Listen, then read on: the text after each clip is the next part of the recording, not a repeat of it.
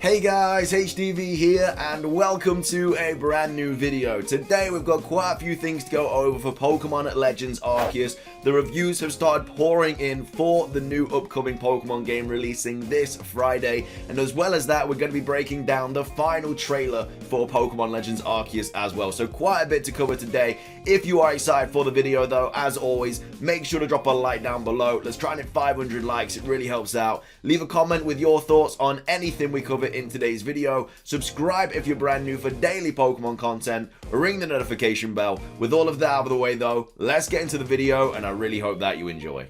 So, starting things off, this is the final trailer that is going to be coming out before Pokemon Legends Arceus releases in 2 days. It is 3 minutes and 57 seconds long. It's basically the bigger trailer that was revealed yesterday with like the Hisuian starter evolutions and stuff like that. So, 4 minutes long. Gonna get my headphones on and then we're gonna take a look at the reviews and stuff for Pokemon Legends Arceus, and by the way, they're like really promising.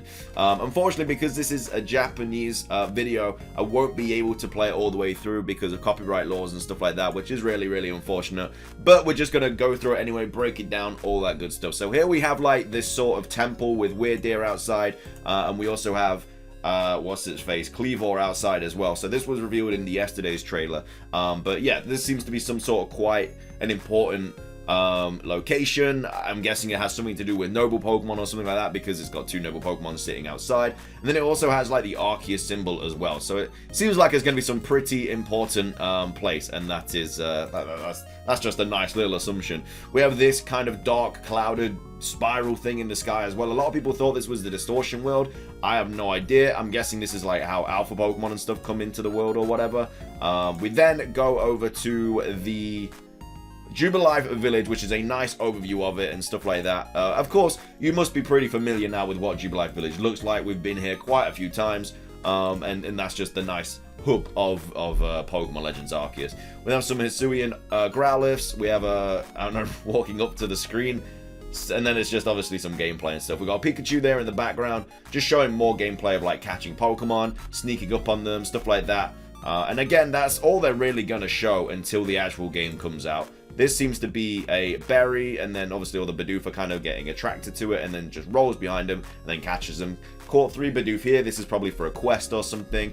We've got the story members here. These are like photos and stuff that you can take with your Pokemon. I hope there's like a load of different variations of like photographs and stuff. It seems to be that. Like we've got somebody here sitting on like a bench. We've got here like with a Hisuian Zoroark kind of looking from the back. We have the protagonist here with a Rowlet, and then the other person here with a Machamp as well.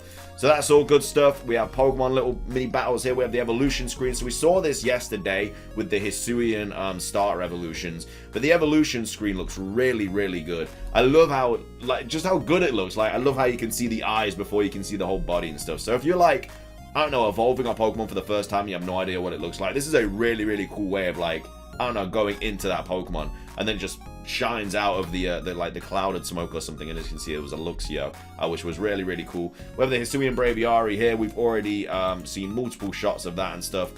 We have Basculegion. Again, you can catch Pokemon whilst riding. Again, I spoke about this yesterday.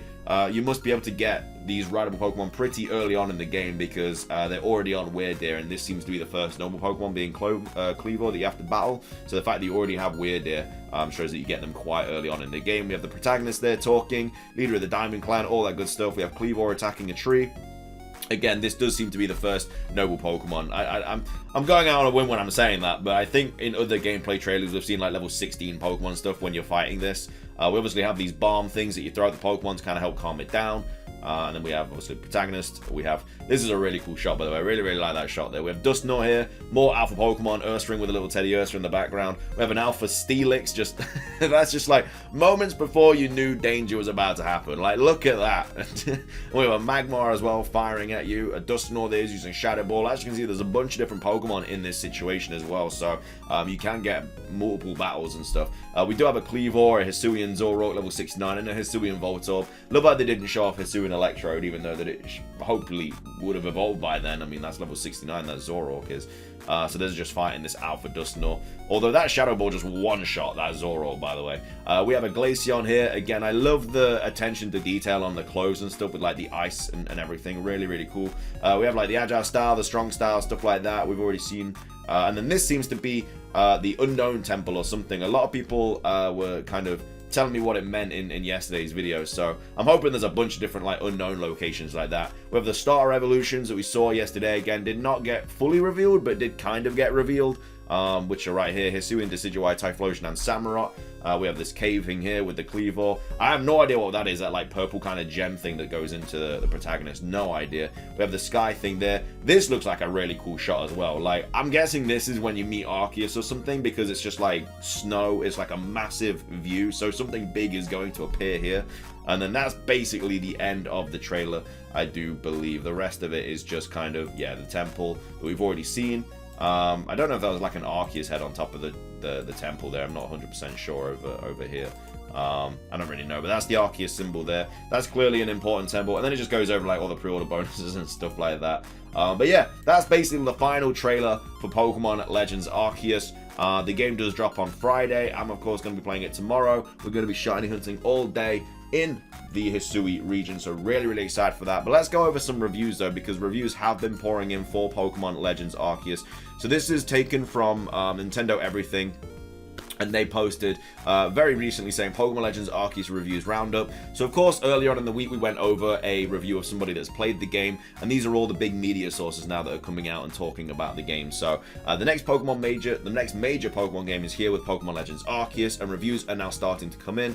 Nintendo lifted the embargo on the Switch title just a few minutes ago, and the first verdicts are now live. Below are the first wave of reviews for Pokemon Legends Arceus. So Game Informer gave it an 8.5 out of 10. Games Radar gave it a 4.5 out of 5. Eurogamer and Polygon both recommending the game. So this is also more reviews. This is from the Pokemon Center Twitter page, and they say Pokemon Legends Arceus reviews have started pouring in thread. Nintendo Live says it's one of the best Pokemon games ever. We have GameSpot saying it's the most daring and inventive the series has had in years, shattering the stagnant core and creating something new and exciting from its pieces.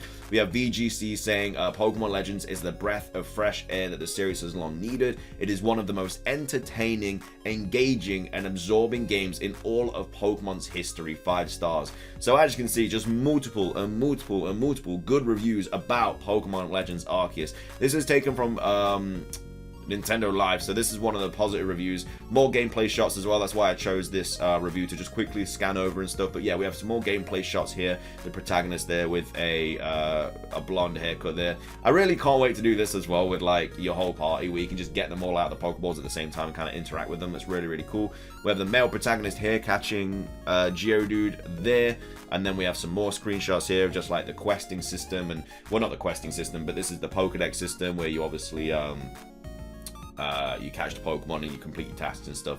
The research tasks, should I say. Female protagonist here running through, I'm guessing this is the first area, and again, it shows you how far away you are from completing your quest. So if we just do a little quick overview of this trailer, the game offers the first real open world experience in the Pokemon series, yada yada yada. That's just kind of talking about it a little bit. This is the best part of the game by far. The catching mechanics really feel skill based rather than luck based, although luck does still play some factor. Certain Pokemon will require stealth when pursuing, because if they catch you looking at them the wrong way, they'll enter battle or run away. We know about that.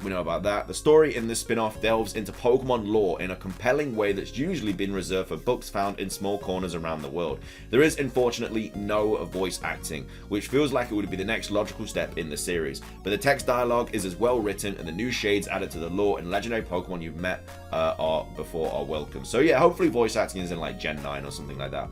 The overall roster of Pokemon is strong here, with no generation, with the exception of Gen 4, for the obvious reasons, getting too much love. It feels balanced, but it also is all of these Pokemon could naturally live in these habitats. Some of the omissions from the Hisuian Pokedex are generally quite shocking. We found that every type had an abundance of representation, and there are plenty of ultra rare creatures to go after once the credits have rolled. So that's talking about the post game there. You can go for a bunch of rare Pokemon after that.